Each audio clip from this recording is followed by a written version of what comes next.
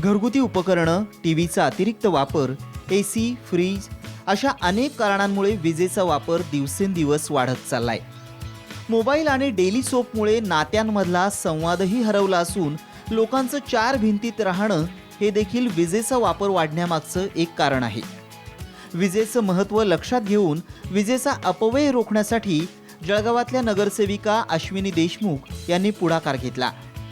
त्यांनी जवळपास 200 कुटुंबांना वीज बचतीची शपथ दिली। इतकंच नाही तर दररोज रात्री 8:30 ते 9 या वेळेत घराघरात वीज बंद ठेवण्यात आली। त्याचा परिणाम असा झाला की घराघरातले लोक अंगणात जमू लागले। तासन तास व्हिडिओ गेमवर खेळणारी लहान मुलं एकत्र मैदानी खेळ खेळू लागले। 200 कुटुंबांच्या वीज बचतीच्या उपक्रमामुळे 40,000ची वीज तर वाचलीच, शिवाय हरवलेला संवादही पुन्हा होऊ लागला।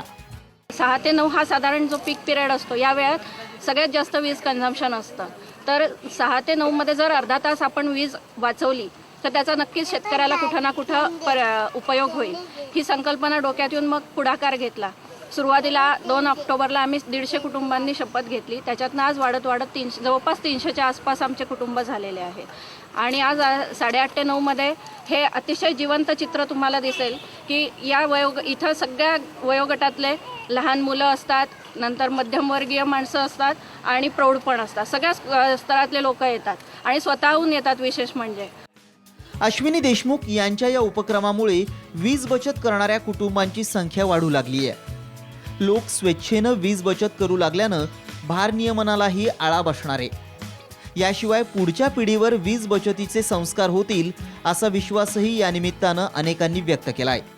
तान्ह्या वयोगटापासून ते वृद्धांपर्यंत सर्वजण एकत्र येतात। याच्यात होतं काय की सगळ्यांच्या विचारांची आदान प्रदान होते। नंतर स्त्रियांना एक विरंगुळा, कारण दररोजचं रुटीन हे प्रत्येकीचंच आहे। मग कोणी नोकरी करणारी आहे, कोणी हाऊसवाईफ आहे किंवा गृहिणी आहे, तर अशा सगळ्यांच्या ह्याच्यात एक अर्धा तासाचा विरंगुळा हा खूप काही तिला देऊन जातो। लहान असताना आपण गोट्या खेळायचो, विट्टी दांडू खेळायचो, कबड्डी खेळायचो। आजकालच्या मुलांना हा कुठलेच गेम नाहीये। एक तर मोबाईल गेम, एक तर टीव्ही सिरियल किंवा जनरली बघितलं तर ते मिकी माऊस बघितले जातात। पण अर्धा तासात अशी आमच्या सगळ्या गल्लीतल्या मुलांना वेळ म्हणजे सवय लागलेली आहे की ते अर्धा तास झाले म्हणजे 8:30ला सगळे लाईट बंद करून बाहेर येणार। वाढत्या लोकसंख्येमुळे उपलब्ध साधन सामुग्रीवर ताण पडतोय। विशेष करून वीज, पाणी यासारख्या मूलभूत गरजा भागवणं यंत्रणेला कठीण बनून बसलंय। अशा परिस्थितीत अश्विनी देशमुखांसारख्या लोकप्रतिनिधींनी ठेवलेला आदर्श घेऊन प्रत्येकानं स्वेच्छेनं वीज बचत करणं गरजेचं आहे।